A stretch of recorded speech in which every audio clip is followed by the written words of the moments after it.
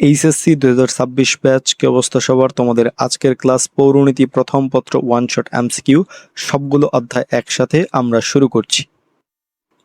MCQ topic হিসেবে থাকছে তোমাদের সিলেবাসের প্রথম অধ্যায় পৌরনীতি ও সুশাসন পরিচিতি, তৃতীয় অধ্যায় মূল্যবোধ, আইন, স্বাধীনতা ও সাম্য, পঞ্চম অধ্যায় নাগরিক অধিকার, কর্তব্য ও মানবাধিকার, ষষ্ঠ অধ্যায় রাজনৈতিক দল, নেতৃত্ব ও সুশাসন, সপ্তম অধ্যায় সরকার কাঠামো ও সরকারের অঙ্গসমূহ এবং দশম অধ্যায় দেশপ্রেম ও জাতীয়তা আমরা শুরু করছি। এ পর্যায়ে আমরা শুরু করছি প্রথম অধ্যায় পৌরনীতি ও সুশাসন পরিচিতি। সিভিটাস শব্দের বাংলা প্রতিশব্দ কোনটি? সিভিটাস শব্দের বাংলা প্রতিশব্দ হচ্ছে কোনটা? নগর রাষ্ট্র। প্রাচীন ল্যাটিন শব্দ সিভিস মানে হচ্ছে নাগরিক, আর সিভিটাস মানে হচ্ছে কি নগর রাষ্ট্র। প্রাচীনকালে একটি নগরকে একটি রাষ্ট্র মনে করা হতো, যেখান থেকেই পরে আজকের আধুনিক রাষ্ট্রের ধারণা এসেছে। পৌরনীতি ও সুশাসন নিচের কোন বিষয়ের নিকট ঋণী? কোন বিষয়ের নিকট? সেটা কি রাষ্ট্রবিজ্ঞানের নিকট ঋণী। পৌরনীতি ও রাষ্ট্রবিজ্ঞান এই দুটি বিষয় একে অপরের পরিপূরক। রাজ্য বা রাষ্ট্র কিভাবে চলে তা জানা না থাকলে সুশাসন বোঝা সম্ভব নয়। তাই পৌরনীতিকে রাষ্ট্রবিজ্ঞানের একটি ঘনিষ্ঠ বা ঋণী শাখা বলা হয়। সিভিটাস শব্দটির উৎপত্তি কোন ভাষা থেকে? সিভিটাস শব্দটির উৎপত্তি হয়েছে কি ল্যাটিন ভাষা থেকে। ল্যাটিন ভাষা থেকে এটি উৎপত্তি হয়েছে। সিভিস শব্দের অর্থ কি? সিভিস শব্দের অর্থ হচ্ছে কি নাগরিক। সিভিস একটি ল্যাটিন শব্দ যার অর্থ হচ্ছে কি নাগরিক। নগর রাষ্ট্রে যারা বসবাস করত এবং শাসন কার্যে অংশ নিত তাদেরই কি সিভিক্স বা কি নাগরিক বলা হতো। একাদশ শ্রেণীতে জেরিন এমন একটি বিষয় বেছে নিয়েছে যা অধ্যয়ন করলে নাগরিক অধিকার, কর্তব্য ও আন্তর্জাতিক সংগঠন সহ অন্যান্য বিষয় সম্পর্কে জ্ঞান লাভ করা যায়। উদ্দীপকের জেরিন কোন বিষয় বেছে নিয়েছে? সে কি পৌরনীতি ও সুশাসন বিষয়টিকে বেছে নিয়েছে। যে পাঠ্য বিষয় একজন মানুষকে তার অধিকার ও কর্তব্য শেখায়, নাগরিক জীবনের স্থানীয়, জাতীয় ও আন্তর্জাতিক রূপ নিয়ে আলোচনা করে, সেটাই কি পৌরনীতি ও সুশাসন। জাতিরাষ্ট্রের আদিরূপ কোনটি? জাতিরাষ্ট্রের আদিরূপ হচ্ছে কি নগর রাষ্ট্র। কোন রাষ্ট্র? নগর রাষ্ট্র। প্রাচীনকালে ছোট ছোট নগর রাষ্ট্র বিবর্তিত হয়ে আজকের বড় জাতি রাষ্ট্র এর জন্ম দিয়েছে। তাই নগর রাষ্ট্রকে কি জাতিরাষ্ট্রের আদি বা প্রাথমিক রূপ বলা হয়। রিপাবলিক গ্রন্থের রচয়িতাকে? রিপাবলিক গ্রন্থের রচয়িতা হচ্ছে কে প্লেটো। প্লেটো বিখ্যাত প্রাচীন গ্রিক দার্শনিক প্লেটো তার দি রিপাবলিক গ্রন্থে আদর্শ রাষ্ট্রের রূপরেখা ও ন্যায় বিচার নিয়ে আলোচনা করেছেন। তার শিষ্য ছিলেন কে? অ্যারিস্টটল। তাই এখানে প্রশ্নের প্রাসঙ্গিকতায় উত্তর কি হবে? প্লেটো। নাগরিকতা বিষয়ক বিজ্ঞান কোনটি? নাগরিকতা বিষয়ক বিজ্ঞান হচ্ছে পৌরনীতি। পৌরনীতির মূল বিষয়বস্তুই হলো নাগরিক ও তার জীবন। পৌরনীতি ও সুশাসনের প্রধান আলোচনার বিষয় কোনটি? পৌরনীতি ও সুশাসনের প্রধান আলোচনার বিষয় হচ্ছে কি নাগরিকতা। পৌরনীতিতে রাষ্ট্র বা সরকার আলোচনা করা হলেও তার কেন্দ্রবিন্দুতে থাকে নাগরিক। প্রাচীনকালের গ্রিসের অ্যাথেন্স ও স্পার্টায় কোন ধরনের রাষ্ট্র প্রচলিত ছিল? নগর রাষ্ট্র প্রচলিত ছিল। প্রাচীন গ্রিসের অ্যাথেন্স ও স্পার্টার মতো ছোট ছোট শহরগুলোকে কেন্দ্র করে স্বাধীন শাসন ব্যবস্থা গড়ে উঠেছিল, যেগুলোকে কি নগর রাষ্ট্র বা সিটি স্টেট বলা হতো। পৌরনীতি ও সুশাসনের আলোচ্য বিষয় কোনটা? বিষয় হচ্ছে কি নাগরিক ও নাগরিকতা। একজন ব্যক্তির সামাজিক ও রাজনৈতিক জীবন অর্থাৎ নাগরিকের সুযোগ সুবিধা, কর্তব্য, রাষ্ট্রীয় আচরণ পৌরনীতির মূল বিষয়। সিভিস শব্দটির উদ্ভব হয়েছে কোন দুটি শব্দের সমন্বয়? সেটা হচ্ছে কি সিভিস ও সিভিটাস শব্দের সমন্বয়ে উৎপন্ন হয়েছে। ইংরেজি সিভিক্স শব্দটি এসেছে ল্যাটিন দুটি মূল শব্দ থেকে, একটা কি সিভিস আর একটা কি সিভিটাস। পৌর শব্দটির সংস্কৃত কোন শব্দ থেকে এসেছে? পৌর শব্দটি সংস্কৃত পুর শব্দটি থেকে এসেছে। সংস্কৃত পুর শব্দটির অর্থ হচ্ছে কি নগর বা শহর।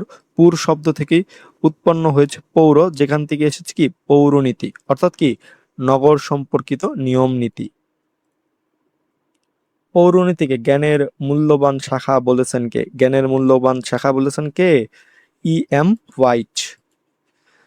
বিখ্যাত রাষ্ট্রবিজ্ঞানী হোয়াইট পৌরনীতির গুরুত্ব বোঝাতে গিয়ে একে জ্ঞান চর্চার এক মূল্যবান শাখা হিসেবে আখ্যায়িত করেছেন। নাগরিকতার সাথে জড়িত সকল প্রশ্ন নিয়ে যে শাস্ত্র আলোচনা করে তাকে পৌরনীতি বলে। সংজ্ঞাটি কার প্রদত্ত? এটাও কি হোয়াইটের প্রদত্ত একটি সংজ্ঞা। সিভিক্স শব্দের অর্থ কি? সিভিক্স শব্দের অর্থ হচ্ছে কি পৌরনীতি। সিভিক্স শব্দটি একটি কি ইংরেজি শব্দ, যার বাংলা প্রতিশব্দ হচ্ছে কি পৌরনীতি। সিভিক্স শব্দটি কোন ভাষার? এটি কি? এটি ল্যাটিন ভাষার একটা শব্দ, যদিও শব্দটি ইংরেজি সাহিত্য ও পাঠ্যক্রমে বহুল ব্যবহৃত, কিন্তু ইংরেজি সিভিক্স শব্দটির মূল শেকড় বা উৎপত্তি কি ল্যাটিন শব্দ সিভিক্স এবং সিভিটাস থেকে। পৌরনীতিকে নাগরিকতা বিষয়ক বিজ্ঞান বলা হয় কেন? কারণটা হচ্ছে কি? কারণ হচ্ছে নাগরিক জীবনের সাথে জড়িত সকল বিষয় নিয়ে আলোচনা করার জন্য কি একে নাগরিকতা বিষয়ক কি বিজ্ঞান বলা হয়। সুনাগরিক হওয়ার শিক্ষা দেয় কোন বিষয়? সুনাগরিক হওয়ার শিক্ষা দেয় হচ্ছে কি পৌরনীতি ও সুশাসন, সততা, কর্তব্যবোধ, মূল্যবোধ ও অধিকার সচেতনতা তৈরি করার মাধ্যমে একজন সাধারণ মানুষ সুনাগরিক হয়ে ওঠে। আর এই শিক্ষা দেয় কি পৌরনীতি ও সুশাসন। ইতিহাস ব্যতীত পৌরনীতি ভিত্তিহীন এবং পৌরনীতি ব্যতীত ইতিহাস মূল্যহীন উক্তিটিকার। উক্তিটি হচ্ছে অধ্যাপক সিলির। প্রাচীনকালে নগর রাষ্ট্রের অস্তিত্ব দেখা যায় কোথায়? গ্রিসে প্রাচীনকালে কি নগর রাষ্ট্রের অস্তিত্ব দেখা যায়? প্রাচীন গ্রিক সভ্যতার পাহাড় ও ভৌগোলিক কারণে ছোট ছোট অনেকগুলো স্বাধীন অঞ্চল তৈরি হয়েছিল, যা নগর রাষ্ট্র বা সিটি স্টেট নামে বিশ্বজুড়ে পরিচিতি পায়, যেমন অ্যাথেন্স, স্পার্টা ইত্যাদি। নগর রাষ্ট্রের নাগরিক কারা? কারা নাগরিক? যারা কি রাষ্ট্রের দায়িত্ব ও কর্তব্য পালনকারী ব্যক্তিবর্গ। প্রাচীন গ্রিক নগর রাষ্ট্রে শহরের সব বাসিন্দারা নাগরিক ছিলেন না, কেবল যারা রাষ্ট্রের শাসন কার্য ও দায়িত্ব সরাসরি পালন করতেন তাদেরকে কি নাগরিক বলে গণ্য করা হতো। সিভিস কোন জাতীয় শব্দ? এটি কি? এটি একটি ল্যাটিন শব্দ। পৌরনীতি বিষয়ের নতুন নাম কি? পৌরনীতি বিষয়ের নতুন নাম হচ্ছে কি পৌরনীতি ও সুশাসন। বিশ্বায়ন ও আধুনিক যুগের সাথে তাল মিলিয়ে কেবল রাষ্ট্র চালনা নয়, স্বচ্ছতা ও জবাবদিহিতা অন্তর্ভুক্ত করার জন্য পৌরনীতি বিষয়টি পৌরনীতি ও সুশাসন নামে পরিবর্তিত হয়েছে। নগর রাষ্ট্রের যুগে নাগরিকগণ কিভাবে রাষ্ট্রীয় কাজে অংশগ্রহণ করত? কিভাবে? প্রত্যক্ষভাবে অংশগ্রহণ করত। প্রাচীন গ্রিক নগর রাষ্ট্রগুলোর জনসংখ্যা কম ছিল, ফলে এখনকার মতো প্রতিনিধি নির্বাচন না করে নাগরিকরা নিজেরাই এক জায়গায় জড়ো হয়ে সরাসরি প্রত্যক্ষভাবে আইন ও নীতি তৈরি করত। রাষ্ট্রের কোনটি অংশ? রাষ্ট্রের অংশ হচ্ছে কি সমাজ। সমাজ কি রাষ্ট্রের অংশ? মানুষ প্রথমে সমাজ যে বাস করতে শেখে, সমাজের যে আইন শৃঙ্খলা রক্ষা ও সার্বিক কল্যাণের জন্য পরবর্তীতে একটি রাজনৈতিক সংগঠন হিসেবে রাষ্ট্র এর সৃষ্টি হয়। তাই রাষ্ট্র হলো সমাজের একটি সর্বশ্রেষ্ঠ অংশ। পৌরনীতি ও সুশাসন কি পর্যালোচনা করে? যেটা পর্যালোচনা করে সেটা হচ্ছে কি নাগরিকের কার্যাবলী। নাগরিক সমাজে কি ভূমিকা রাখছে বা রেখেছে, কিভাবে ভোট দিচ্ছে, আইন মানছে কিনা, অর্থাৎ নাগরিকের সমস্ত আইন ও রাজনৈতিক কার্যাবলী পর্যবেক্ষণ করাই পৌরনীতি ও সুশাসনের কাজ। মানুষ প্রকৃতিগতভাবে সামাজিক ও রাজনৈতিক জীব। উক্তিটিকার। উক্তিটি হচ্ছে কার? অ্যারিস্টটলের। রাজনৈতিক বিজ্ঞানের জনক অ্যারিস্টটল বলেছেন, মানুষ একা একা থাকতে পারে না, সে সমাজে বাস করে, না হয় সে পশু, না হয় দেবতা। তাই মানুষ স্বভাবতই কি সামাজিক ও রাজনৈতিক জীব। এ পর্যায়ে আমরা শুরু করছি তৃতীয় অধ্যায়, মূল্যবোধ, আইন, স্বাধীনতা ও সাম্য। যোগ্যতা অনুযায়ী পেশা নির্ধারণ। এটি কোন ধরনের সাম্যকে নির্দেশ করে? এটি কি অর্থনৈতিক সাম্যকে নির্দেশ করে। পেশা গ্রহণ ও উপার্জন সরাসরি অর্থনীতির সাথে জড়িত। যখন সবার যোগ্যতা অনুযায়ী কাজ বা পেশা বাছার সমান সুযোগ থাকে তাকেই কি অর্থনৈতিক সাম্য বলা হয়। কোন সাম্য ব্যতীত রাজনৈতিক সাম্য অর্থহীন? অর্থনৈতিক সাম্য ব্যতীত রাজনৈতিক সাম্য অর্থহীন। পেটে ভাত না থাকলে ভোটের অধিকার বা রাজনীতি অর্থহীন মনে হয়, তাই অর্থনৈতিকভাবে মুক্ত বা সমতায় না ফিরলে রাজনৈতিক স্বাধীনতা ভোগ করা যায় না। সমাজ ও রাষ্ট্রে সাম্য প্রতিষ্ঠিত হলে কি হবে? যেটি হবে সেটি হবে হচ্ছে কি বৈষম্যমুক্ত সমাজ গঠিত হবে। সাম্য বলতে কি বোঝায়? সাম্য বলতে বোঝায় হচ্ছে কি যোগ্যতা অনুসারে সমান সুযোগ প্রদান। সাম্য মানে এই নয় যে সবাইকে জোর করে সমান করে দেওয়া হবে। আসলে সাম্য হলো যার যা যোগ্যতা তাকে সেই অনুযায়ী বিকাশ লাভের সমান সুযোগ দেওয়া। সামাজিক, রাজনৈতিক ও অর্থনৈতিক ক্ষেত্রে কোনো বিশেষ ব্যক্তি বা শ্রেণীর বিশেষ সুযোগ সুবিধার অনুপস্থিতিকে কি বলা হয়? অনুপস্থিতিকে বলা হয় হচ্ছে কি সাম্য। কাউকে যদি কোনো বিশেষ সুবিধা বা ভিআইপি ট্রিটমেন্ট না দিয়ে সবাইকে সমান চোখে দেখা হয় তবে কি পরিণতির ভাষায় তাকে সাম্য বলা হয়। কোনটি রাজনৈতিক সাম্যের উদাহরণ? যেটি হচ্ছে কি সার্বজনীন ভোটাধিকার কি রাজনৈতিক সাম্যের উদাহরণ। রাষ্ট্র পরিচালনার অংশ নেওয়ার সুযোগই হচ্ছে কি রাজনৈতিক সাম্য। জাতি, ধর্ম, বর্ণ নির্বিশেষে সবাই যখন ভোট দেওয়ার অধিকার পায় সেটাই কি সার্বজনীন ভোটাধিকার। ক, খ ও গ একই কোম্পানিতে চাকরি করে, এখানে তারা তাদের যোগ্যতা অনুযায়ী বেতন পায়। এটি কোন ধরনের সাম্যের প্রকাশ? এটি কি অর্থনৈতিক সাম্যের প্রকাশ। চাকরি, যোগ্যতা অনুযায়ী পারিশ্রমিক ও বেতন এসবই অর্থ বা অর্থনৈতিক অধিকারের অংশ, তাই এটি কি অর্থনৈতিক সাম্য। সাম্যের অর্থ কি? সাম্যের অর্থ হচ্ছে কি সমান সুযোগ সুবিধা। নির্বাচনে অংশগ্রহণ করা কোন ধরনের সাম্যের অন্তর্গত? এটি কি রাজনৈতিক সাম্যের অন্তর্গত। ভোট দেওয়া, নির্বাচনে প্রার্থী হওয়া বা শাসন কার্যে অংশ নেওয়ার অধিকার সরাসরি রাজনৈতিক সাম্যের কি অন্তর্ভুক্ত। যোগ্যতা অনুযায়ী পেশা নির্ধারণের জন্য কোন ধরনের সাম্য প্রতিষ্ঠা জরুরি? অর্থনৈতিক সাম্য প্রতিষ্ঠা করা জরুরি। ফল ব্যবসায়ী বাবুল মিয়া এবারের ইউনিয়ন পরিষদ নির্বাচনে অংশ নিয়ে বিপুল ভোটে সদস্য নির্বাচিত হন। বাবুল মিয়ার ক্ষেত্রে কোন ধরনের সাম্য প্রতিষ্ঠিত হয়েছে? রাজনৈতিক সাম্যটা প্রতিষ্ঠিত হয়েছে।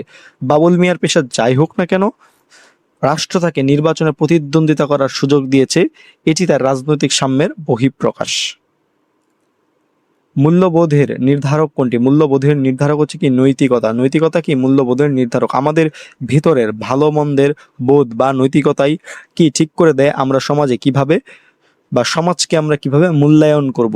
তাই নৈতিকতাই মূল্যবোধের কি প্রধান নির্ধারক। কোনো বিষয়কে যথাসময়ে যথাযথভাবে বোঝার ক্ষমতাকে কোন মূল্যবোধ বলে? এটাকে কি বলে? বুদ্ধিবৃত্তিক মূল্যবোধ বলা হয়। মস্তিষ্ক, জ্ঞান ও বিচক্ষণতা ব্যবহার করে সঠিক সময়ে সঠিক সিদ্ধান্ত নেওয়ার ক্ষমতাটি বুদ্ধিবৃত্তিক মূল্যবোধের অংশ।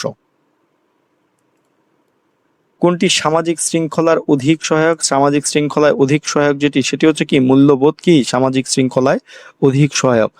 শুধুমাত্র আইন দিয়ে মানুষকে সবসময় বাধ্য রাখা যায় না। ভেতর থেকে সুনাগরিক হতে ও সমাজ সুশৃঙ্খল রাখতে মূল্যবোধ সবচেয়ে বেশি ভূমিকা রাখে। কোনটি মূল্যবোধের বৈশিষ্ট্য? মূল্যবোধের বৈশিষ্ট্য হচ্ছে কি পরিবর্তনশীলতা। কোনটি? পরিবর্তনশীলতা। সময় ও সমাজের পরিবর্তনের সাথে সাথে মানুষের মূল্যবোধও পরিবর্তিত হয়। যেমন পূর্বে বাল্যবিবাহ গ্রহণযোগ্য হলেও এখন তা সামাজিক ব্যাধি। তাই পরিবর্তনশীলতা এর প্রধান কি বৈশিষ্ট্য। মানুষের কাজের ভালো মন্দ বিচারের মানদণ্ড হলো, বিচারের মানদণ্ড কি সামাজিক মূল্যবোধ। সমাজ যেসব চিন্তা ভাবনা বা আচরণকে গ্রহণ বা বর্জন করে সেটাই কি সামাজিক মূল্যবোধ, যার মাধ্যমে ভালো ও মন্দের বিচার করা হয়। স্বচ্ছতা, জবাবদিহিতা, আইনের শাসন ও স্বাধীন বিচার বিভাগ নিচের কোনটিকে নির্দেশ করে? সুশাসনকে নির্দেশ করে। সুশাসন এর প্রধান চার স্তম্ভই হলো স্বচ্ছতা, জবাবদিহিতা, আইনের শাসন ও বিচার বিভাগের স্বাধীনতা। সামাজিক মূল্যবোধের উপাদান কোনটি? সামাজিক মূল্যবোধের উপাদান হচ্ছে কি সামাজিক ন্যায় বিচার। কোনটি রাজনৈতিক মূল্যবোধ? রাজনৈতিক মূল্যবোধ হচ্ছে কোনটা? যে নির্বাচনের জয় পরাজয়কে মেনে নেওয়া, গণতান্ত্রিক প্রক্রিয়ায় জয় পরাজয়কে আনন্দের সাথে মেনে নেওয়া একজন রাজনীতিবিদের পরম রাজনৈতিক মূল্যবোধ। পরমত সহিষ্ণুতা কোন ধরনের মূল্যবোধ? এটিও কি একটি নৈতিক মূল্যবোধ। পরমত সহিষ্ণুতা অন্যের মতামত বা ভিন্ন মতকে শ্রদ্ধা করার মানসিকতা একটি বিশেষ নৈতিক গুণ যা নৈতিক মূল্যবোধ গঠন করে। মূল্যবোধের ক্ষেত্রে কোনটি অত্যাবশ্যক? যেটি অত্যাবশ্যক সেটা হচ্ছে কি নৈতিকতা অত্যাবশ্যক। নৈতিকতা ছাড়া মূল্যবোধ দাঁড়াতে পারে না। নৈতিকতাহীন চিন্তা কখনো ইতিবাচক মূল্যবোধ তৈরি করে না। হল্যান্ডের মতে আইনের উৎস কয়টা? হল্যান্ডের মতে আইনের উৎস কয়টা? 6টা। অধ্যাপক হল্যান্ডের মতে আইনের উৎস 6টা। প্রথা, ধর্ম, বিচারকের রায়, বিজ্ঞানসম্মত আলোচনা, ন্যায়বোধ ও আইনসভা। আইনের শাসন কোন মূল্যবোধকে শক্তিশালী করে? আইনের শাসন কি গণতান্ত্রিক মূল্যবোধকে শক্তিশালী করে।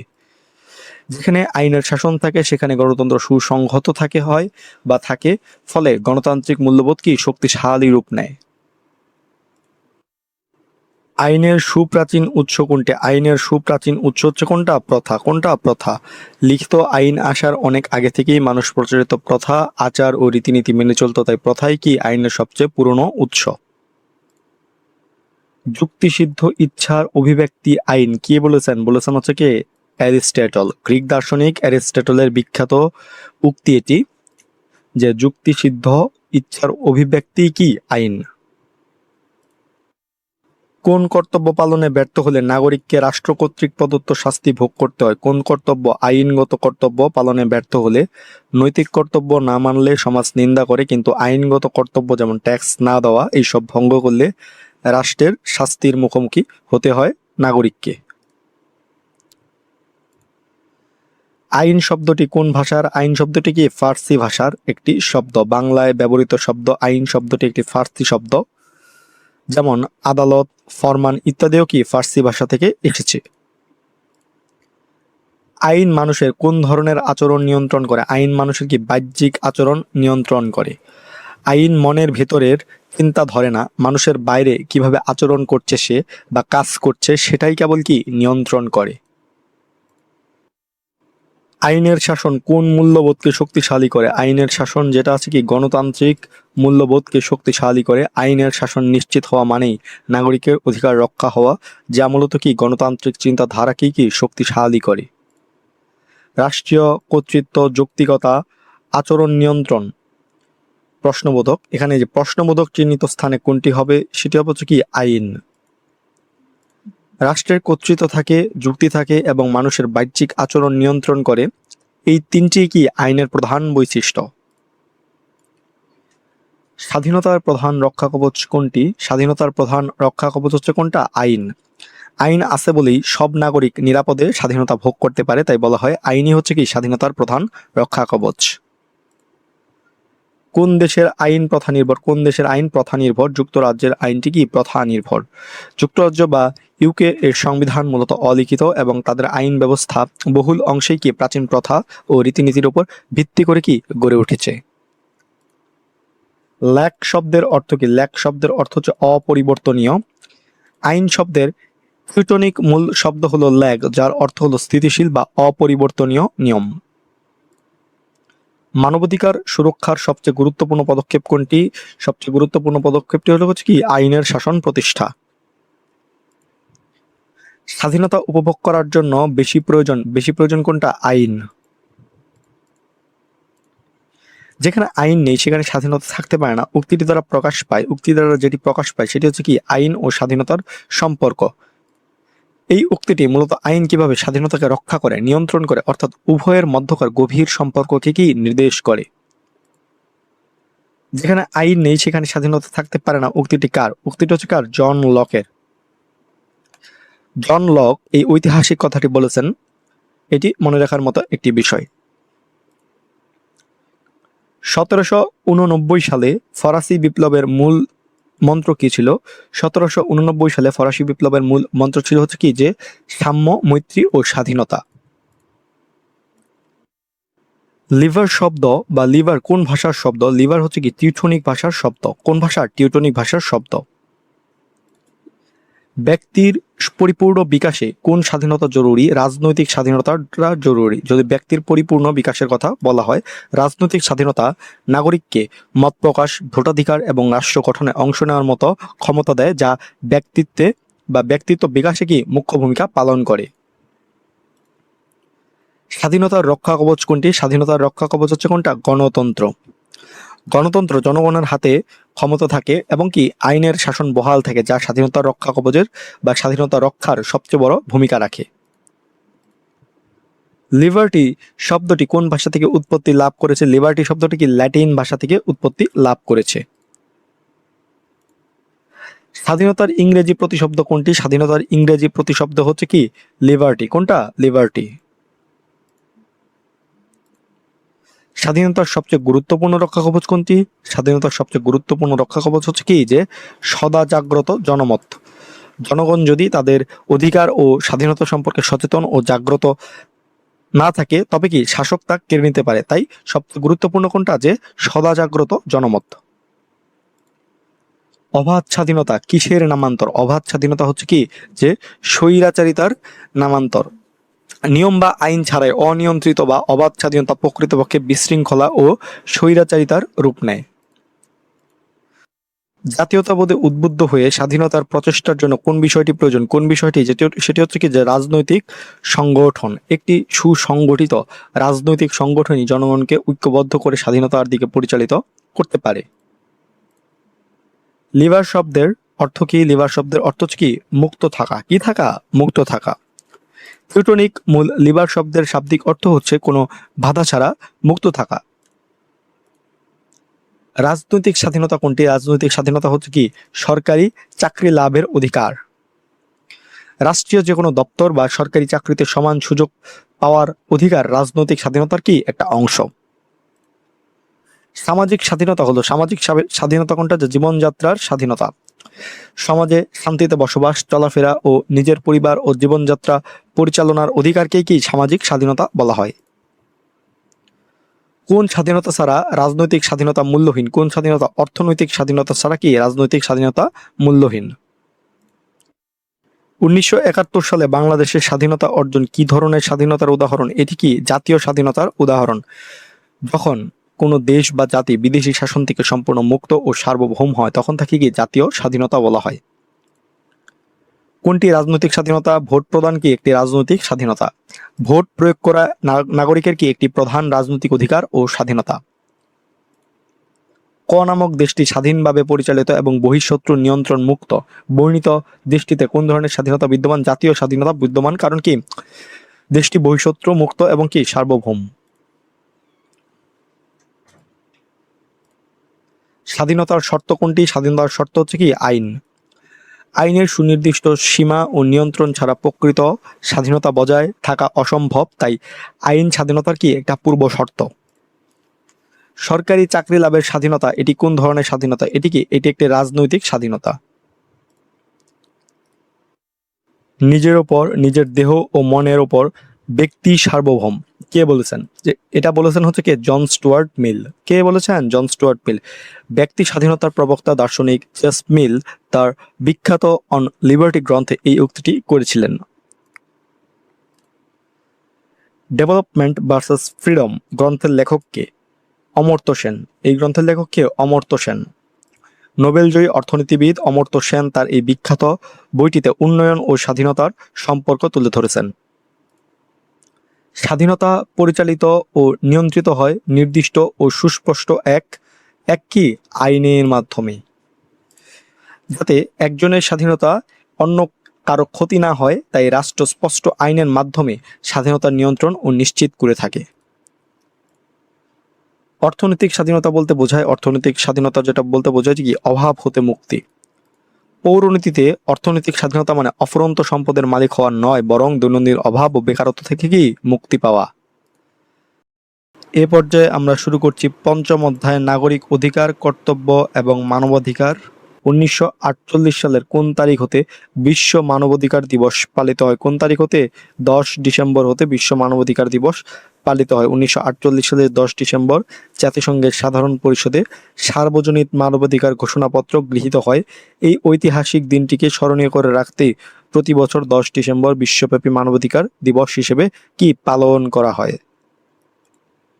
রোহিঙ্গা জনগোষ্ঠী বহুকাল হতে আরাকান রাজ্যে বসবাস করলেও তাদের ভোটাধিকার নেই। এখন রোহিঙ্গাদের কোন অধিকার হতে বঞ্চিত করা হয়েছে? এখানে রোহিঙ্গাদের কি যে রাজনৈতিক অধিকার থেকে বঞ্চিত করা হয়েছে। ভোটাধিকার, নির্বাচন অংশগ্রহণ বা প্রতিনিধি নির্বাচন করার অধিকার সরাসরি রাজনৈতিক অধিকারের অন্তর্ভুক্ত। যেহেতু রোহিঙ্গাদের ভোটাধিকার কেড়ে নেওয়া হয়েছে তাই তারা কি রাজনৈতিক অধিকার হতে বঞ্চিত। মানবাধিকার প্রতিষ্ঠায় সবচেয়ে অপূর্ণ পূর্ব শর্ত কোনটি? সবচেয়ে অপূর্ণ পূর্ব শর্ত হচ্ছে কি যে সুশাসন। কোনটা? সুশাসন। মানবাধিকার রক্ষা ও প্রয়োগের জন্য রাষ্ট্রযন্ত্রকে স্বচ্ছ, জবাবদিহিমূলক ও দুর্নীতিমুক্ত হতে হয়। সুশাসন প্রতিষ্ঠা না হলে আইনি অধিকার কাগজে কলমে থেকে যায়, বাস্তবে মানবাধিকার নিশ্চিত করা সম্ভব হয় না। মানবাধিকার নিশ্চিতকরণে শাসনের যে অন্তরায় রয়েছে, অন্তরায় কোনটি? অন্তরায় হচ্ছে কি সামরিক শাসন। সামরিক শাসনে সংবিধান স্থগিত থাকে, মৌলিক অধিকার ক্ষুণ্ণ হয় এবং আইন নিজের গতিতে চলতে পারে না। তাই সেখানে কি সুশাসন বিঘ্নিত হয় এবং কি মানবাধিকার চরম হুমকির মুখে পড়ে। মানবাধিকারের উৎস কোনটি? মানবাধিকারের উৎস হচ্ছে কি জাতিসংঘ।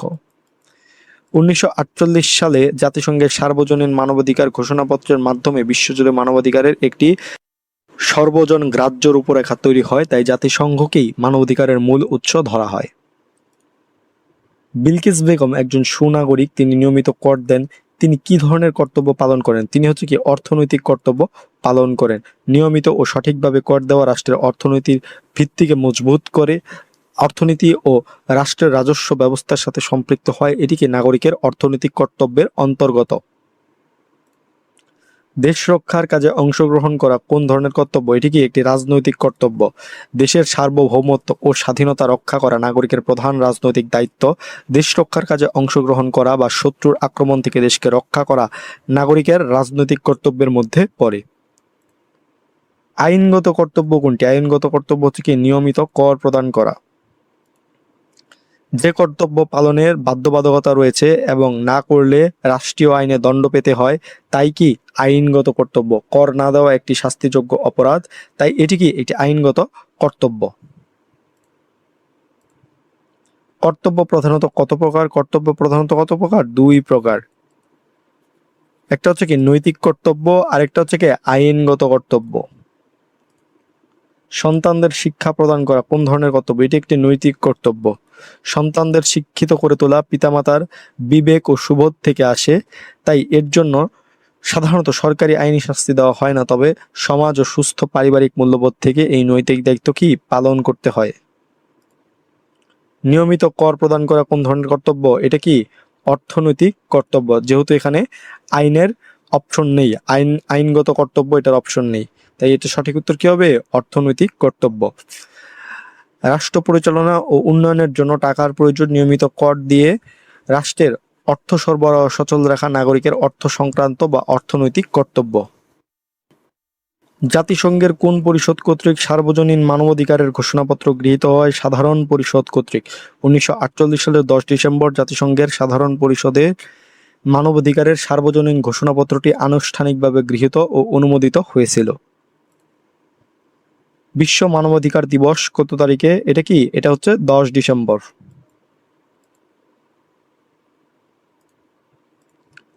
সভ্য ও সুন্দর জীবনযাপনের জন্য কোন অধিকার যথার্থ? সামাজিক অধিকার। সমাজে শান্তিতে বসবাস, শিক্ষালাভ, পরিবার গঠন ও সুন্দর জীবনযাপনের পরিবেশ পাওয়ার সুযোগকে সামাজিক অধিকার বলা হয়, যা সভ্য সমাজের প্রধান ভিত্তি। ভোটাধিকার হলে সৎ ও যোগ্য প্রার্থীকে ভোট দেওয়া কি? এটা আমাদের কর্তব্য। সৎ ও যোগ্য প্রার্থীকে ভোট দেওয়া কি কর্তব্য? ভোট দেওয়া নাগরিকের রাজনৈতিক অধিকার, তবে সেই অধিকার প্রয়োগের ক্ষেত্রে সৎ ও যোগ্য প্রার্থীকে দেখে শুনে ভোট দেওয়া হলো কি একজন সুনাগরিকের নৈতিক দায়িত্ব বা কর্তব্য। বেকারত্ব দূর করা সম্ভব কোন অধিকারের মাধ্যমে? এটি কি অর্থনৈতিক অধিকারের মাধ্যমে। বেঁচে থাকার জন্য উপার্জন করা, কাজের সুযোগ পাওয়া ও বেকারত্ব থেকে মুক্তি পাওয়ার অধিকার সমূহ অর্থনৈতিক অধিকারের সাথে সরাসরি সম্পৃক্ত। রাফি ভোট দিতে গিয়ে দেখে তার ভোট অন্য কেউ দিয়েছে। রাফি কোন অধিকার থেকে বঞ্চিত হয়েছে? রাফিকে রাজনৈতিক অধিকার থেকে বঞ্চিত হয়েছে। ভোটাধিকার প্রয়োগের মাধ্যমে নাগরিক রাষ্ট্র পরিচালনায় অংশ নেয়। রাফিকে নিজের ভোট দিতে না দেওয়া মানে তার রাজনৈতিক অধিকারে হস্তক্ষেপ করা। নৈতিক কর্তব্য কোনটি? নৈতিক কর্তব্য হচ্ছে কি সততার সাথে ভোটদান। ভোট দেওয়া আইনগত বা রাজনৈতিক অধিকার হলেও কোনো ভয় বা লোভের ঊর্ধ্বে উঠে সততার সাথে যোগ্য প্রার্থীকে ভোট দেওয়া নাগরিকের অন্তর্নিহিত নীতিবোধ বা নৈতিক কর্তব্যের অংশ। কর্মস্থলে সুযোগ ও মজুরি পাওয়ার নিশ্চয়তা কোন ধরনের অধিকার? কর্মস্থলে সুযোগ ও মজুরি পাওয়া কি অর্থনৈতিক অধিকারের অন্তর্ভুক্ত। কাজের জন্য উপযুক্ত পরিবেশ, ন্যায্য মজুরি ও কর্মসংস্থানের নিরাপত্তা পাওয়া নাগরিকের জীবিকা নির্বাহ ও অর্থনৈতিক সুরক্ষার সাথে যুক্ত। পিতামাতা ও শিক্ষককে শ্রদ্ধা করা কোন ধরনের কর্তব্য? এটাও কি একটা নৈতিক কর্তব্য। পিতামাতা ও শিক্ষককে কি শ্রদ্ধা করা মানুষের বোধ, সংস্কৃতি ও নৈতিক মূল্যবোধের বিষয়। এটি আইনের চাপে নয়, বরং ভেতর থেকে শ্রদ্ধা অনুভব করে পালন করতে হয়। মানবাধিকারের উৎস কোনটি? মানবাধিকারের উৎস হচ্ছে কোনটি? জাতিসংঘ। নির্বাচনে প্রতিদ্বন্দ্বিতা কোন ধরনের অধিকার? নির্বাচনে প্রতিদ্বন্দ্বিতা কি? একটি রাজনৈতিক অধিকার। শাসন ব্যবস্থায় অংশগ্রহণ, প্রতিনিধি হওয়া কিংবা নির্বাচনে প্রার্থী হিসেবে প্রতিদ্বন্দ্বিতা করার সুযোগ নাগরিকের অন্যতম প্রধান রাজনৈতিক অধিকার। আইন মেনে চলা নাগরিকের আইন মেনে চলা কি নাগরিকের কর্তব্য। রাষ্ট্র প্রদত্ত সুযোগ সুবিধা ও সুরক্ষা ভোগের বিনিময়ে রাষ্ট্রের আইন মেনে চলা নাগরিকের একটি কি অপরিহার্য কর্তব্য। পৃথিবীর সকল দেশের সকল মানুষের সমভাগে ভোগ করার সুযোগ সুবিধাকে কি বলা হয়? সুযোগ সুবিধাকে বলা হয় হচ্ছে কি মানবাধিকার। কি বলা হয়? মানবাধিকার। জাতি, ধর্ম, বর্ণ, লিঙ্গ বা স্থান নির্বিশেষে পৃথিবীর সব মানুষের জন্মগত ও সমান অধিকারকে মানবাধিকার বলা হয়। টোল প্লাজায় বাসের ধাক্কায় অপেক্ষমান 7 যাত্রী নিহত, পত্রিকায় সংবাদটি প্রকাশিত হয়। সুপ্রিম কোর্টের বিচারক উক্ত ঘটনার ব্যাখ্যা চেয়ে আদেশ জারি করেন। সুপ্রিম কোর্টের এ ধরনের ভূমিকায় কি প্রতিষ্ঠা পেয়েছে? যেটা প্রতিষ্ঠা পেয়েছে সেটা কি মানব অধিকার প্রতিষ্ঠা পেয়েছে। নাগরিক জীবনের কি নিরাপত্তা ও সুবিচারের অধিকার রক্ষা করা মানবাধিকারেরই কি অংশ। সুপ্রিম কোর্ট যখন অনাকাঙ্ক্ষিত মৃত্যুতে ব্যাখ্যা চান তখন মূলত কি নাগরিকদের জীবনের মৌলিক সুরক্ষা ও মানবাধিকারের সুরক্ষাই কি ফুটে ওঠে। জাতিসংঘের কোন পরিষদ সার্বজনীন মানবাধিকারের ঘোষণাপত্র জারি করে? সাধারণ পরিষদ সার্বজনীন মানবাধিকার ঘোষণাপত্র কি জারি করে।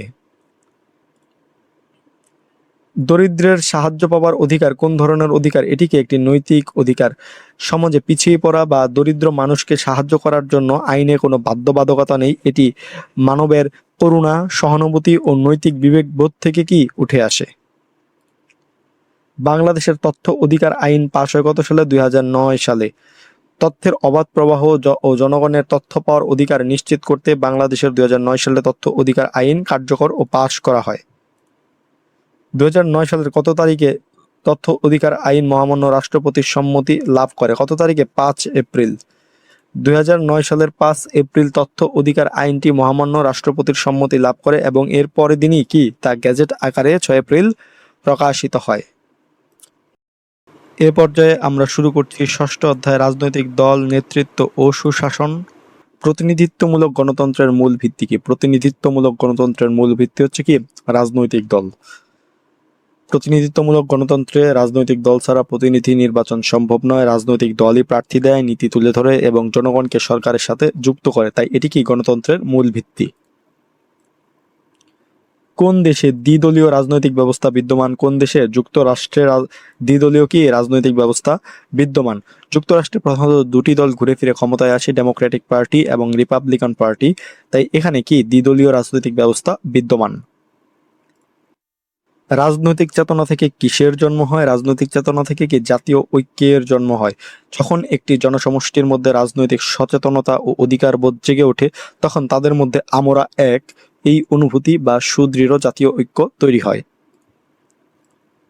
জনকল্যাণের উদ্দেশ্য নিয়ে সংগঠিত জনসমষ্টিকে কি বলে? জনকল্যাণের উদ্দেশ্য নিয়ে সংগঠিত জনসমষ্টিকে বলা হয় হচ্ছে কি রাজনৈতিক দল। রাজনৈতিক দল হলো এমন এক দল বা এমন একটি সংগঠিত জনসমষ্টি যারা নির্দিষ্ট নীতির ভিত্তিতে দেশের জনকল্যাণ সাধন এবং সাংবিধানিক উপায়ে ক্ষমতায় যাওয়ার জন্য ঐক্যবদ্ধ হয়। রাজনৈতিক দলের প্রধান লক্ষ্য কোনটি? রাজনৈতিক দলের প্রধান লক্ষ্য হচ্ছে কি সরকার গঠন করা। রাজনৈতিক দল নানা ধরনের সামাজিক ও রাজনৈতিক কর্মসূচি থাকলেও তাদের চূড়ান্ত ও প্রধান লক্ষ্য থাকে নির্বাচনের মাধ্যমে রাষ্ট্রীয় ক্ষমতা অর্জন বা সরকার গঠন করা।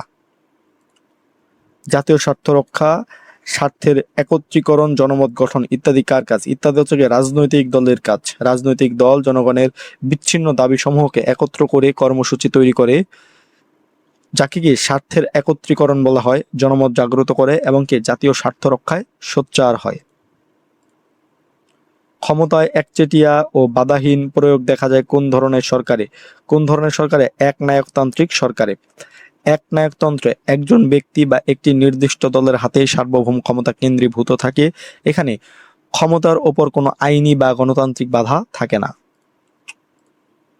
রাজনৈতিক দল ক্ষমতা পরিবর্তনের ক্ষেত্রে গুরুত্বপূর্ণ, কারণ রাজনৈতিক দল সহায়তা করে কিসে? যে সাংবিধানিক পদ্ধতিতে ক্ষমতা পরিবর্তন করতে। রাজনৈতিক দল কোনো সংঘাত বা বিশৃঙ্খলা না করে নিয়মিত নির্বাচন ও নিয়মতান্ত্রিক, যেটাকে সাংবিধানিক প্রক্রিয়া বলা হচ্ছে, সেই প্রক্রিয়ায় ক্ষমতার শান্তিপূর্ণ হস্তান্তর সুনিশ্চিত করে। দ্য পলিটিক্স গ্রন্থের লেখক কে? দ্য পলিটিক্স গ্রন্থের লেখক হচ্ছে কে? অ্যারিস্টটল।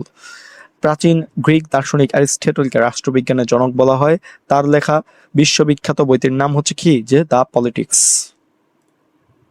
রাজনৈতিক দলের প্রধান লক্ষ্য কোনটি? রাজনৈতিক দলের প্রধান লক্ষ্য হচ্ছে কি? সরকার গঠন করা। সকল রাজনৈতিক দলের মূল উদ্দেশ্য হলো নির্বাচনে অংশগ্রহণ করা, সংখ্যাগরিষ্ঠতা লাভ করা এবং সরকার গঠনের মাধ্যমে নিজেদের আদর্শ বাস্তবায়ন করা। দলীয় স্বার্থের কথা ভুলে গিয়ে ক্ষুদ্র ব্যক্তি স্বার্থ উদ্ধারে একতাবদ্ধ হয় কারা? উপদল। কে একতাবদ্ধ হয়? উপদল। উপদল হলো দলের ভেতরই একটি ছোট বা ক্ষুদ্র গোষ্ঠী, যারা জাতীয় বা দলীয় স্বার্থের চেয়ে বা দলীয় আদর্শের চেয়ে নিজেদের সংকীর্ণ ব্যক্তিগত বা গোষ্ঠীগত স্বার্থ হাসিলে ব্যস্ত থাকে। জনমত গঠন, সরকার গঠন, স্বার্থ একত্রীকরণ এর কাজ কার? এর কাজ হচ্ছে কি? রাজনৈতিক দলের। কার? রাজনৈতিক দলের। রাজনৈতিক দলের কাজ হলো, রাজনৈতিক দলের কাজ কি? জনমত গঠন করা। কি গঠন করা? জনমত গঠন করা। বাংলাদেশে কোন ধরনের দল ব্যবস্থা বিদ্যমান? বাংলাদেশে বহুদলীয় দল ব্যবস্থা বিদ্যমান। বাংলাদেশের সংবিধানে একাধিক রাজনৈতিক দল গঠন ও পরিচালনা করার অধিকার রয়েছে এবং নির্বাচনে বহুদল অংশ নেয়, তাই কি এটি বহুদলীয় ব্যবস্থা। নিচের কোনটি জনগণের ক্ষমতাকে সুসংগঠিত করে? নিচের কোনটি? সেটা হচ্ছে কি? রাজনৈতিক দল জনগণের ক্ষমতাকে কি? সুসংগঠিত করে। সাধারণ জনগণের রাজনৈতিক ক্ষমতা বিচ্ছিন্ন থাকে। রাজনৈতিক দলই এই বিচ্ছিন্ন জনগোষ্ঠীকে এক ছাতার নিচে এনে তাদের মতকে সংগঠিত করে রাজনৈতিক শক্তিতে পরিণত করে। নিয়মতান্ত্রিকভাবে রাষ্ট্রীয় ক্ষমতা গ্রহণ করে কোন সংগঠন? কোন সংগঠন? রাজনৈতিক দল নিয়মতান্ত্রিকভাবে রাষ্ট্রীয় ক্ষমতা গ্রহণ করে। অসাংবিধানিক বা অরাজনৈতিক কোনো মাধ্যম নয়, একমাত্র নিবন্ধিত রাজনৈতিক দলই আইন ও সংবিধান মেনে নির্বাচনের মাধ্যমে রাষ্ট্রীয় ক্ষমতা গ্রহণ করে। ভোটারদের স্বার্থ সংরক্ষণ করে কে? ভোটারদের স্বার্থ সংরক্ষণ করে রাজনৈতিক দল। নির্বাচনে জয়ী হতে বা টিকে থাকতে রাজনৈতিক দলকে সবসময় ভোটারদের বিভিন্ন দাবি দেওয়া ও অধিকার রক্ষায় কি? সোচ্চার থাকতে হয়। নিচের কোন দেশের রাজনৈতিক ব্যবস্থায় দ্বিদলীয় ব্যবস্থা কার্যকর রয়েছে? কোন দেশের? যুক্তরাজ্যের রাজনৈতিক ব্যবস্থায় দ্বিদলীয় ব্যবস্থা কার্যকর রয়েছে। একটি হচ্ছে কি? কনজারভেটিভ পার্টি এবং আরেকটা হচ্ছে কি? Labour party. স্বার্থ গোষ্ঠীর মূল কাজ কোনটি? মূল কাজ হচ্ছে কোনটা? গোষ্ঠীর স্বার্থ রক্ষা করা। স্বার্থ গোষ্ঠী বা চাপ সৃষ্টিকারী গোষ্ঠী সমগ্র দেশের বা সার্বিক জনস্বার্থের চেয়ে নিজেদের কি নির্দিষ্ট সদস্য ও পেশাজীবীদের স্বার্থকে সর্বোচ্চ কি প্রাধান্য দেয়। সরকারি নীতি প্রণয়নে প্রভাব বিস্তারকারী গোষ্ঠীর অপর নাম কি? অপর নাম হচ্ছে চাপ সৃষ্টিকারী গোষ্ঠী। এই গোষ্ঠীগুলো সরাসরি ক্ষমতায় যায় না, তবে তারা ধর্মঘট, লবিং বা স্মারকলিপি দিয়ে সরকারের উপর নীতি নির্ধারণে চাপ তৈরি করে প্রভাব বিস্তার করে। চাপ সৃষ্টিকারী গোষ্ঠীর প্রধান লক্ষ্য কি? প্রধান লক্ষ্য হচ্ছে কি? সরকারি সিদ্ধান্তকে কি? প্রভাবিত করা। সরকারি সিদ্ধান্তকে কি? প্রভাবিত করা। চাপ সৃষ্টিকারী গোষ্ঠীর অপর নাম কি? অপর নাম হচ্ছে কি? স্বার্থ গোষ্ঠী। কি গোষ্ঠী? স্বার্থ গোষ্ঠী। যেহেতু এরা নির্দিষ্ট কোনো শ্রেণী বা গোষ্ঠীর বিশেষ স্বার্থে কাজ করে, তাই এদেরকে কি? স্বার্থ গোষ্ঠী বলা হয়ে থাকে। ঐক্যমতে পৌঁছানোর ক্ষেত্রে সহযোগিতা বলতে মূলত কোন ধরনের স্বার্থের ক্ষেত্রে ঐক্যমত হয়ে থাকে? এটা হয়ে থাকে কি? সমাজের বৃহত্তর স্বার্থের ক্ষেত্রে ঐক্যমত হয়ে থাকে। গণতান্ত্রিক সমাজে বিভিন্ন দৃষ্টিভঙ্গি থাকে, তবে দেশের সামগ্রিক উন্নয়ন ও স্থিতিশীলতার জন্য রাজনৈতিক দলগুলো ব্যক্তিগত বা সংকীর্ণ স্বার্থ ভুলে সমাজের বৃহত্তর স্বার্থ একমত ও ঐক্যবদ্ধ হয় সমাজের বৃহত্তর স্বার্থে। মিস্টার হাসান দেশের বিভিন্ন সমস্যার সমাধানে মানুষকে সংগঠিত করেন। মানুষও তার ডাকে স্বতঃস্ফূর্তভাবে সাড়া দিয়ে থাকেন। এখানে মিস্টার হাসানের মধ্যে কোন ধরনের নেতৃত্বের প্রকাশ ঘটেছে? সম্মোহনী নেতৃত্বের প্রকাশ ঘটেছে। যে নেতৃত্বের ব্যক্তিগত জাদু, অসাধারণ ব্যক্তিত্ব ও আকর্ষণ সাধারণ মানুষ আবেগপ্রবণ হয়ে অন্ধের মতো তার আহ্বান বা নির্দেশ মেনে নেয়, তাকে কি সম্মোহনী বা ক্যারিজম্যাটিক নেতৃত্ব বলা হয়। জনগণ অন্ধভাবে অনুসরণ করে কাকে? সম্মোহনী নেতৃত্বকে অন্ধভাবে অনুসরণ করে। সম্মোহনী নেতা এমন এক মোহময় মানসিক প্রভাব তৈরি করতে পারেন যার কারণে সাধারণ মানুষ কোনো যুক্তি বা বিচার বিশ্লেষণ ছাড়াই তাকে অন্ধের মতো অনুসরণ করে। নেতৃত্ব কি নেতার গুণাবলী। নেতৃত্ব কোনো পদ বা সাধারণ শক্তি নয়, এটি মূলত নেতার যোগ্যতা, সততা, কৌশল এবং কি ব্যক্তিত্বের সেই বিশেষ গুণাবলী যার মাধ্যমে তিনি অন্যদের পরিচালিত করেন। নেতৃত্ব কোন ধরনের গুণ? এটি একটি সামাজিক গুণ। মানুষ সামাজিক জীব এবং নেতৃত্ব মূলত সমাজ বা দলগত জীবনের সঙ্গে সরাসরি সম্পর্কিত, সমাজকে সংগঠিত এবং সঠিক দিশা দেখানোর জন্য এটি কি অন্যতম সামাজিক গুণ। কোন নেতার বক্তব্য দ্বারা জনগণ ভীষণভাবে অনুপ্রাণিত ও ভাবাবেগ তাড়িত হলে উক্ত নেতৃত্বকে কি বলা হয়? সম্মোহনী নেতৃত্ব বলা হয়। কাজী নজরুল ইসলাম কোন ধরনের নেতৃত্বের উদাহরণ? সম্মোহনী নেতৃত্বের উদাহরণ। কবি কাজী নজরুল ইসলাম তার বিদ্রোহী কবিতা, গান ও কালজয়ী লেখনীর মাধ্যমে সাধারণ মানুষের হৃদয়ে এক অভাবনীয় রাজনৈতিক ও সামাজিক ভাবাবেগ ও প্রেরণা জাগ্রত করতে পেরেছিলেন। একজন সত্যিকারের নেতা কার নিকট দায়বদ্ধ থাকেন? জনগণের নিকট দায়বদ্ধ থাকেন। আদর্শ ও গণতান্ত্রিক রাজনীতিতে জনগণই ক্ষমতার সর্বোচ্চ মালিক, তাই একজন প্রকৃত নেতার প্রধান দায়বদ্ধতা ও জবাবদিহিতা থাকে সর্বদাই তার জনগণের কাছে। নেতৃত্ব হলো এক ধরনের আধিপত্য, বলেছেন কে? বলেছেন হচ্ছে কি কিম ইয়ং বিশিষ্ট সমাজবিজ্ঞানী ও রাষ্ট্রচিন্তাবিদ কিম ইয়ং নেতৃত্বকে সংজ্ঞায়িত করতে গিয়ে বলেন যে নেতৃত্ব হলো এমন এক ধরনের সামাজিক আধিপত্য যা অন্যদের আচরণকে কি নিয়ন্ত্রণ করে। লিড শব্দের অর্থ কি? লিড শব্দের অর্থ কি? পরিচালনা করা। ইংরেজি শব্দ লিড একটি ভার্ব বা ক্রিয়াপদ যার সহজ আবিধানিক অর্থ হলো পথ দেখানো, চালনা করা বা পরিচালনা করা। লিডারশিপ শব্দটি কোন ভাষার? এটি কি ইংরেজি ভাষার একটি শব্দ, লিডারশিপ। কর্মীরা নেতার প্রতি তীব্র আকর্ষণ বোধ ও নেতার যে কোনো নির্দেশনায় অন্ধ আনুগত্য প্রদর্শন করে। কোন ধরনের নেতৃত্বে? সম্মোহনী নেতৃত্বে এটা হয়। গণতান্ত্রিক রাষ্ট্রে সার্বভৌম ক্ষমতা কার হাতে থাকে? জনগণের কাছে থাকে। গণতন্ত্রের মূল কথাই হচ্ছে জনগণই সকল ক্ষমতার উৎস, তাই গণতান্ত্রিক রাষ্ট্র ব্যবস্থায় চূড়ান্ত সার্বভৌম শক্তির মালিক হচ্ছে কি সাধারণ জনগণ। জাতির মধ্যে কোন চেতনা প্রবল থাকে? জাতির মধ্যে কি রাজনৈতিক চেতনাটা প্রবল থাকে। জনসমাজ যখন রাজনৈতিকভাবে সচেতন হয়ে নিজেদের স্বাধীন রাষ্ট্র গঠনের আকাঙ্ক্ষা প্রকাশ করে তখনই কি সেটিকে জাতি বলা হয়, তাই জাতির মধ্যে রাজনৈতিক চেতনা কি সবচেয়ে প্রবল থাকে। Democracy is a government of the people, by the people and for the people. উক্তিটি কার? উক্তিটি হচ্ছে কার? আব্রাহাম লিঙ্কনের। আমেরিকার ১৬তম প্রেসিডেন্ট আব্রাহাম লিঙ্কন তার ঐতিহাসিক ভাষণে গণতন্ত্রের এই সর্বকালের সর্বশ্রেষ্ঠ সংজ্ঞাটি প্রদান করেছিলেন যে democracy is a government of the people, by the people and for the people. রাজনৈতিক দলের প্রধান উদ্দেশ্য কি? রাজনৈতিক দলের প্রধান উদ্দেশ্য হচ্ছে কি ক্ষমতায় আরোহণ। একটি রাজনৈতিক সংগঠন থেকে রাজনৈতিক দলের মূল পার্থক্যই হলো একটি নির্বাচন প্রক্রিয়ার মাধ্যমে আইনি উপায়ে রাষ্ট্রীয় ক্ষমতায় আরোহণ করতে চায়। প্রতিনিধিত্বমূলক গণতন্ত্রের মূল ভিত্তি কি? রাজনৈতিক দল, এটা আমরা একটু আগেই পড়লাম। হিটলার কোন দেশের একনায়ক ছিলেন? হিটলার কি জার্মানির একনায়ক ছিলেন। অ্যাডলফ হিটলার ছিলেন জার্মানির নাৎসি পার্টির প্রধান, যিনি ১৯৩৩ থেকে ৪৫ সাল পর্যন্ত উগ্র একনায়কতান্ত্রিক শাসন প্রতিষ্ঠা করেছিলেন। কোন শাসন ব্যবস্থায় বিরোধী দলকে ছায়া সরকার বলা হয়? সংসদীয় সরকার ব্যবস্থায়। সংসদীয় সরকার ব্যবস্থায় বিরোধী দল সবসময় বিকল্প ক্যাবিনেট প্রস্তুত রাখে এবং সরকারের নীতি গঠনমূলক সমালোচনা করে, তাই এদেরকে কি ছায়া সরকার বা শ্যাডো ক্যাবিনেট বলা হয়। কোন দেশের বিরোধী দলকে রাজা রানীর বিরোধী দল বলা হয়? ব্রিটেনের বিরোধী দলকে রাজা রানীর বিরোধী দল বলা হয়। ব্রিটেনে নিয়মতান্ত্রিক রাজতন্ত্র চালু থাকায় বিরোধী দলকে আনুষ্ঠানিকভাবে রাজা বা রানীর অনুগত বিরোধী দল বলা হয়। এ পর্যায়ে আমরা শুরু করছি সপ্তম অধ্যায়, সরকার কাঠামো ও সরকারের অঙ্গসমূহ। বাংলাদেশের কোন প্রকারের দলীয় ব্যবস্থা বিদ্যমান? বাংলাদেশে কি বহুদলীয় দলীয় ব্যবস্থা বিদ্যমান। বাংলাদেশের সংবিধান অনুযায়ী যে কোনো নাগরিক বা গোষ্ঠী রাজনৈতিক দল তৈরি করতে পারে, নির্বাচনে একাধিক দল অংশ নেয়, তাই এটি কি একটি বহুদলীয় ব্যবস্থা। বর্তমান বিশ্বের সবচেয়ে জনপ্রিয় শাসন ব্যবস্থা কোনটি? বর্তমান বিশ্বের সবচেয়ে জনপ্রিয় শাসন ব্যবস্থা হচ্ছে কি? গণতন্ত্র। কোনটি? গণতন্ত্র। গণতন্ত্রে জনগণের দ্বারা, জনগণের জন্য এবং জনগণের শাসন প্রতিষ্ঠিত হয়। জনগণের অংশগ্রহণ ও স্বাধীনতার কারণে কি এটি বিশ্বে সর্বাধিক গ্রহণযোগ্য ও জনপ্রিয়। সরকারের কোন অঙ্গ অধ্যাদেশ জারি করতে পারে? কোন অঙ্গ? নির্বাহী বিভাগ অধ্যাদেশ জারি করতে পারে।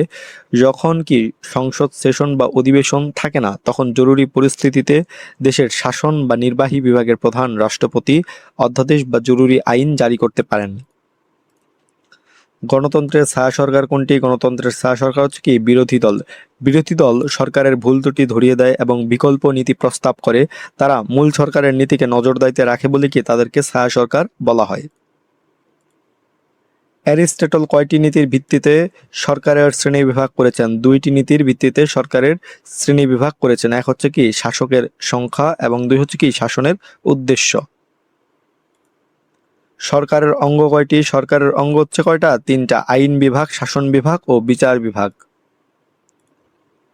রাজনৈতিক দলের প্রধান লক্ষ্য কি? সরকার গঠন করা। একটি রাজনৈতিক দলের মূল ও চূড়ান্ত উদ্দেশ্য হলো নির্বাচনের মাধ্যমে নিয়মতান্ত্রিক উপায়ে ক্ষমতা যাওয়া এবং কি সরকার গঠন করে নিজেদের যে নীতি রয়েছে সেই নীতিকে বাস্তবায়ন করা। অধ্যাদেশ কে জারি করেন? অধ্যাদেশ জারি করেন কে? রাষ্ট্রপতি অধ্যাদেশ জারি করেন। সংবিধান অনুসারে বাংলাদেশের নির্বাহী প্রধান কে? বাংলাদেশের নির্বাহী প্রধান হচ্ছে কি? বাংলাদেশের প্রধানমন্ত্রী। সংসদীয় শাসন ব্যবস্থায় রাষ্ট্রপতি হলেও মূল নির্বাহী বা শাসন ক্ষমতার অধিকারী হন প্রধানমন্ত্রী। তিনি মন্ত্রিসভার প্রধান হিসেবে শাসন কার্য পরিচালনা করেন। সংসদীয় সরকার ব্যবস্থায় কোন পদটি নিয়মতান্ত্রিক? রাষ্ট্রপতি পদটি নিয়মতান্ত্রিক। সংসদীয় সরকার ব্যবস্থায় রাষ্ট্রপতি হলেন নিয়মতান্ত্রিক প্রধান। তিনি প্রধানমন্ত্রীর পরামর্শে কাজ করেন এবং কি তার হাতে প্রকৃত নির্বাহী ক্ষমতা কি থাকে না। মৌলিক অধিকারের রক্ষক কোনটি? মৌলিক অধিকারের রক্ষক হচ্ছে কি? সংবিধান। কোনটি? সংবিধান। দেশের সর্বোচ্চ আইন হলো সংবিধান। সংবিধানের ৩য় ভাগে নাগরিকদের মৌলিক অধিকারের নিশ্চয়তা দেওয়া থাকে, তাই এটি কি অধিকারের মূল রক্ষক ও উৎস।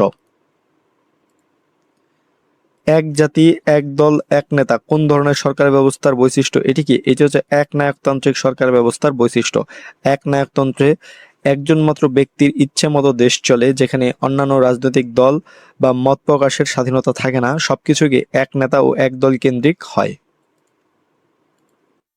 উৎপাদন ও বন্টন ব্যবস্থা রাষ্ট্র কর্তৃক পরিচালিত হয় কোন সরকার ব্যবস্থায়? সমাজতান্ত্রিক সরকার ব্যবস্থায়। সমাজতান্ত্রিক সরকার ব্যবস্থায় ব্যক্তিগত সম্পত্তি বা সম্পদের ব্যক্তি মালিকানা থাকে না। সম্পদের উৎপাদন, বন্টন ও পরিচালনা সম্পূর্ণ রাষ্ট্রের অধীনে থাকে। এককেন্দ্রিক সরকার প্রচলিত রয়েছে এমন রাষ্ট্র হলো কি? যুক্তরাজ্য।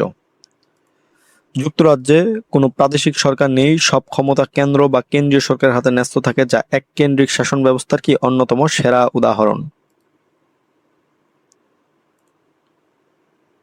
আইন ও শাসন বিভাগের সম্পর্কের ভিত্তিতে সরকারকে দুই ভাগে ভাগ করা হয়, তা হলো হচ্ছে কি যে সংসদীয় ও রাষ্ট্রপতি শাসিত। আইন ও শাসন বিভাগ পারস্পরিক জবাবদিহিতা ও সম্পর্কের ভিত্তিতে সংসদীয় এবং রাষ্ট্রপতি শাসিত হিসেবে বিভক্ত। রাষ্ট্র মুখ্য ব্যক্তি গৌণ কোন ধরনের সরকারের বৈশিষ্ট্য? এটি কি একনায়কতান্ত্রিক সরকারের বৈশিষ্ট্য। একনায়কতন্ত্র বা ফ্যাসিবাদে রাষ্ট্রকেই সর্বসেবা মনে করা হয়, যেখানে ব্যক্তি তার ইচ্ছা বা অধিকারের চেয়ে রাষ্ট্রের বা শাসকের আদেশ মানতে বাধ্য থাকে। দ্য রিপাবলিক গ্রন্থের লেখক কে? দ্য রিপাবলিক গ্রন্থের লেখক হচ্ছে কি? প্লেটো। আর রাষ্ট্রে আছে সংসদীয় ব্যবস্থা, অন্যদিকে এস রাষ্ট্রে আছে রাষ্ট্রপতি শাসিত ব্যবস্থা। উভয় ক্ষেত্রে কি ধরনের ভিন্নতা দেখা দিবে? উভয় ক্ষেত্রে যে ধরনের ভিন্নতা দেখা দিবে সেটা হচ্ছে কি যে রাষ্ট্রপ্রধানের ক্ষমতা ও মর্যাদার ক্ষেত্রে ভিন্নতা দেখা দিবে। কারণ কি সংসদীয় যে ব্যবস্থা আছে সেখানে রাষ্ট্রপ্রধান কেবল নিয়মতান্ত্রিক প্রধান হন, যেমন বাংলাদেশের রাষ্ট্রপতি, কিন্তু রাষ্ট্রপতি শাসিত সরকার ব্যবস্থায় রাষ্ট্রপ্রধানই প্রকৃত ক্ষমতার মালিক হন, যেমন যুক্তরাষ্ট্রের ডোনাল্ড ট্রাম্প। বাংলাদেশের সংবিধানের অভিভাবক ও ব্যাখ্যাকারক কে? বাংলাদেশের সংবিধানের অভিভাবক ও ব্যাখ্যাকারক হচ্ছে কি? বিচার বিভাগ। সংবিধানের যে কোনো অনুচ্ছেদের সঠিক ব্যাখ্যা প্রধান ও আইনসভার গৃহীত আইন সংবিধান পরিপন্থী কিনা তা নির্ধারণ করে সুপ্রিম কোর্ট বা বিচার বিভাগ। টোল প্লাজায় বাসের ধাক্কায় অপেক্ষমান 7 যাত্রী নিহত। পত্রিকায় সংবাদটি প্রকাশিত হয়। সুপ্রিম কোর্টের বিচারক উক্ত দুর্ঘটনার ব্যাখ্যা চেয়ে আদেশ জারি করেন। উদ্দীপকে বিচারকের যে আদেশ, সেই আদেশকে কি বলা হয়? সেটাকে বলা হয় হচ্ছে কি সুও মোটো। কি বলা হয়? সুও মোটো। সংক্ষুব্ধ পক্ষ মামলা না করলেও আদালত যখন পত্রিকার খবর বা ঘটনার গুরুত্ব বিবেচনায় নিজেই উদ্যোগী হয়ে আদেশ বা রুল জারি করে, তখন তাকে কি সুও মোটো বলা হয়। বিচার বিভাগের স্বাধীনতার জন্য কোনটি প্রয়োজন? যেটা প্রয়োজন সেটা কি হচ্ছে আইনের শাসন। বিচার বিভাগ নিরপেক্ষ ও স্বাধীনভাবে কাজ করতে পারে কেবল তখনই যখন সমাজের আইন শাসন কি বজায় থাকে এবং কি সবার জন্য আইন সমানভাবে প্রযোজ্য হয়। আইনের শাসন প্রতিষ্ঠিত হলে কি সুশাসন প্রতিষ্ঠিত হয়। আইনের শাসন নিশ্চিত হলে সমতা, ন্যায় বিচার ও সরকারি জবাবদিহিতা থাকে, যা একটি রাষ্ট্রের সুশাসন বা গুড গভর্নেন্স প্রতিষ্ঠার কি মূল ভিত্তি। হাসান সরকারের এমন একটি বিভাগে কাজ করে। হাসান সরকার কি এমন একটি বিভাগে কাজ করেন যা জনগণের মৌলিক অধিকার রক্ষার পাশাপাশি আইনের ব্যাখ্যা ও সংবিধানের অভিভাবক হিসেবেও কাজ করে। হাসান সরকারের কোন বিভাগে কর্মরত? হাসান কি সরকারের বিচার বিভাগে কর্মরত। কারণ বিচার বিভাগের কাজই হচ্ছে কি সংবিধানের অভিভাবকত্ব, মৌলিক অধিকার রক্ষা এবং কি সঠিক বিচার নিশ্চিত করা। আইনকে বাস্তবে প্রয়োগ করা কোন বিভাগের কাজ? শাসন বিভাগের কাজ। আইন বিভাগ আইন তৈরি করে, কিন্তু সেই আইনকে বাস্তবে রূপ দেওয়া বা প্রয়োগ করা বা আইন শৃঙ্খলা রক্ষা করার দায়িত্ব হচ্ছে কার? শাসন বিভাগের। ন্যায় বিচার প্রাপ্তির সর্বশেষ আশ্রয় হলো হচ্ছে কি বিচার বিভাগ। সমাজের কোনো নাগরিক অন্যায় বা ক্ষতির শিকার হলে আর কোথাও প্রতিকার না পেলে আদালতের শরণাপন্ন হয়, তাই বিচার বিভাগই কি ন্যায় বিচারের শেষ আশ্রয়স্থল।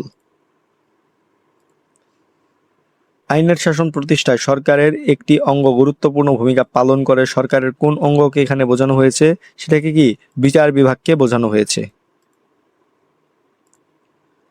বিচারক নিয়োগ পদ্ধতি কয়টি? বিচারক নিয়োগ পদ্ধতি হচ্ছে কয়টা? 3টা। এক হচ্ছে কি যে জনগণের সরাসরি ভোটে, 2 হচ্ছে কি আইনসভা কর্তৃক এবং কি শাসন বিভাগ ও নির্বাহী বিভাগ কর্তৃক সরাসরি প্যানেলের মাধ্যমে নিয়োগ।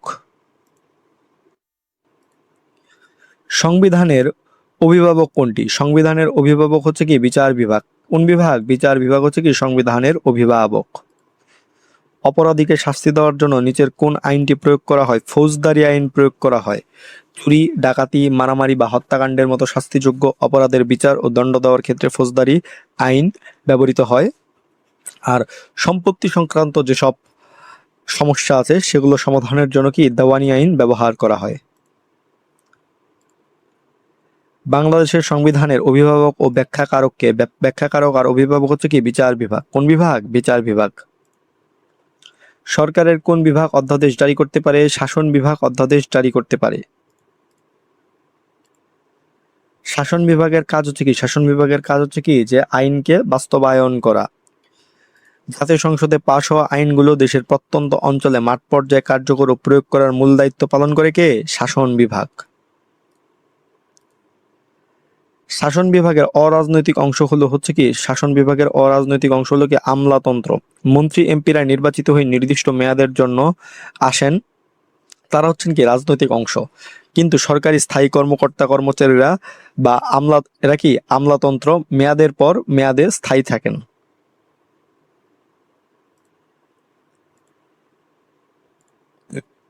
আইন ও শাসন বিভাগের মধ্যে সম্পর্ক অপেক্ষাকৃত ঘনিষ্ঠ থাকে কোন সরকার ব্যবস্থায়? কোন সংসদীয় সরকার ব্যবস্থায় এটা ঘনিষ্ঠ থাকে।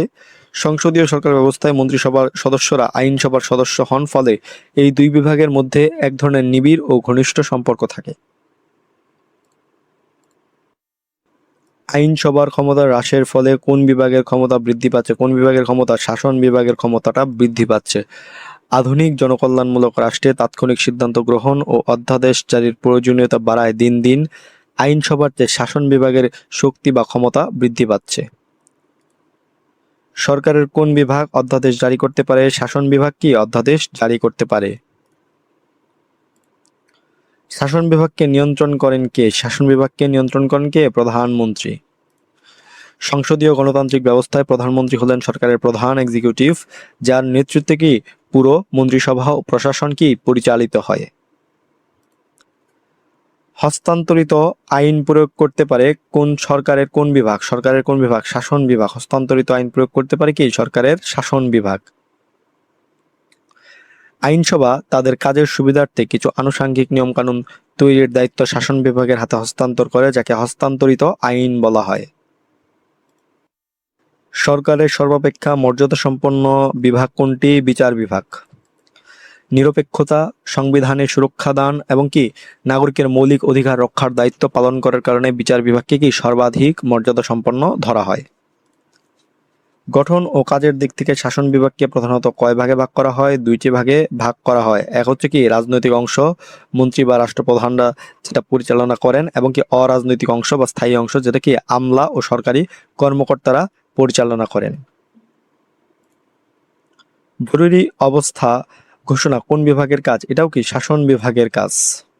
দেশের অভ্যন্তরে বহিরাগত কোনো আক্রমণ বা অভ্যন্তরীণ যদি বিশৃঙ্খলা সৃষ্টি হয়, তবে রাষ্ট্রের শাসন বিভাগের প্রধান রাষ্ট্রপতি দেশে জরুরি অবস্থা জারির নির্দেশ দেন। শাসন বিভাগের অরাজনৈতিক অংশ হলো কারা? অরাজনৈতিক অংশ হচ্ছে কারা? যে সরকারের স্থায়ী কর্মচারী বৃন্দ, এরা কি অরাজনৈতিক অংশ।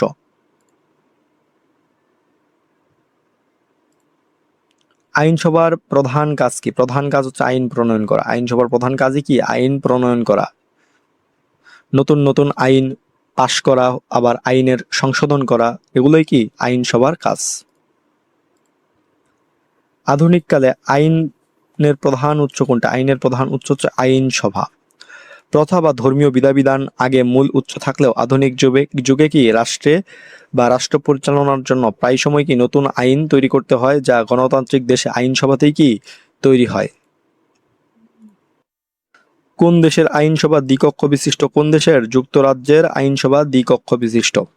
যুক্তরাজ্য বা ইউকে এর আইনসভা কি দুটি কক্ষে বিভক্ত। এক হচ্ছে কি হাউস অফ কমন্স এবং আরেকটা হচ্ছে কি হাউস অফ লর্ডস। মার্কিন যুক্তরাষ্ট্রের আইনসভার নাম কি? মার্কিন যুক্তরাষ্ট্রের আইনসভার নাম হচ্ছে কি কংগ্রেস। এটিও দুই কক্ষ বিশিষ্ট। একটা হচ্ছে কি সিনেট এবং আরেকটা হচ্ছে কি হাউস অফ রিপ্রেজেন্টেটিভস। বাংলাদেশের আইনসভার নাম কি? বাংলাদেশের আইনসভার নাম হচ্ছে কি জাতীয় সংসদ। বাংলাদেশের সংবিধান অনুযায়ী বাংলাদেশের আইনসভার নাম জাতীয় সংসদ, যা রাজধানী শেরেবাংলা নগরে অবস্থিত। আইন বিভাগের গুরুত্বপূর্ণ কাজ হলো, আইন বিভাগের গুরুত্বপূর্ণ কাজ কি? নতুন আইন তৈরি ও সংশোধন করা, এটাই কি আইন বিভাগের গুরুত্বপূর্ণ কাজ।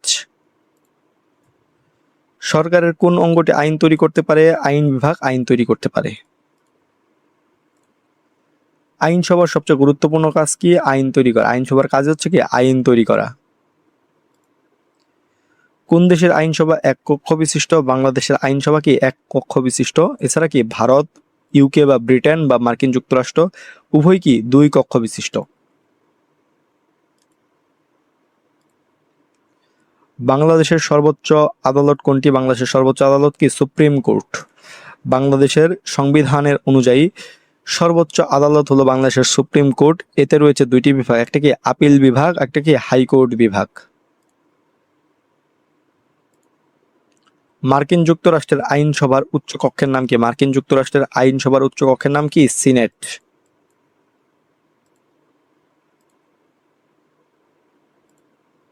দ্বিকক্ষ বিশিষ্ট আইনসভা বিদ্যমান রয়েছে কোথায়? মার্কিন যুক্তরাষ্ট্রে বিদ্যমান রয়েছে, যার নাম কি কংগ্রেস। আইনসভার সদস্যরা কার প্রতিনিধি? জনগণের প্রতিনিধি। কার প্রতিনিধি? জনগণের।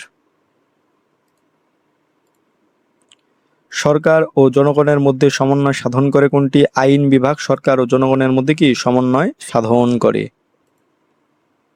ক্ষমতা স্বতন্ত্রীকরণ নীতির প্রবক্তাকে? মন্টেস্কু। সরকারের তিনটি বিভাগ আইন, শাসন, বিচার নিজ নিজ জায়গায় স্বাধীন থাকবে, এই বিখ্যাত ক্ষমতা স্বতন্ত্রীকরণ নীতির প্রবক্তাকে? ফরাসি দার্শনিক Montesquieu. The spirit of laws গ্রন্থটি কে রচনা করেন? এটাও কি মন্টেস্কু রচনা করেন। ক্ষমতা স্বতন্ত্রীকরণ সম্ভব নয় কোন শাসন ব্যবস্থায়? সংসদীয় শাসন ব্যবস্থায়। সংসদীয় শাসন ব্যবস্থায় শাসন বিভাগের প্রধানরাই আইনসভার সদস্য হন। বিভাগ দুটির সদস্য ও কাজ পরস্পর জড়িত থাকায় সম্পূর্ণ ক্ষমতা স্বতন্ত্রীকরণ এখানে সম্ভব নয়। মন্টেস্কু কোন দেশের দার্শনিক? মন্টেস্কু কি ফরাসি দার্শনিক। প্রাচীনকালে ক্ষমতা স্বতন্ত্রীকরণ ব্যবস্থা চিন্তাভাবনা শুরুর কারণ হলো প্রতিটি বিভাগের কি যে স্বেচ্ছাচারিতা রোধ করা। কোনো একক বিভাগ বা শাসক যাতে সমস্ত ক্ষমতা কুক্ষিগত করে অত্যাচারী বা স্বেচ্ছাচারী না হতে পারে, সেই নিরঙ্কুশ শাসন ঠেকানোর জন্যই মূলত ক্ষমতা পৃথকীকরণের চিন্তা তৈরি হয়। এ পর্যায়ে আমরা শুরু করছি দশম অধ্যায়, দেশপ্রেম ও জাতীয়তা। জাতীয়তা এক প্রকার মানসিক ধারণা। উক্তিটি হচ্ছে কার? অধ্যাপক লাস্কির।